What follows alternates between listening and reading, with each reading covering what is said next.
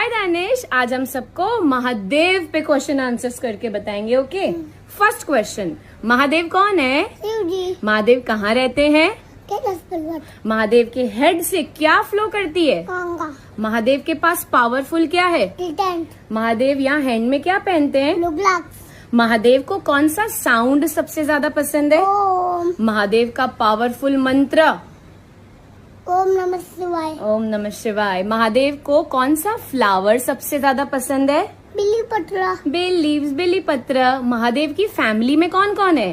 गणपति बप्पा, पार्वती दी, कार्तिकेय, अशोक सुंदरी। अशोक सुंदरी। महादेव ने जब poison P लिया था तो उनका ये नेक कौन से कलर का हो गया था? ब्लू। और वो पॉइजन कब पिया था? समुद्र मंडन के टाइम पे। समुद्र मंथन के टाइम पे। तो बोलो ओम नमः शिवाय। नमः पार्वती पते। हर हर महादेव।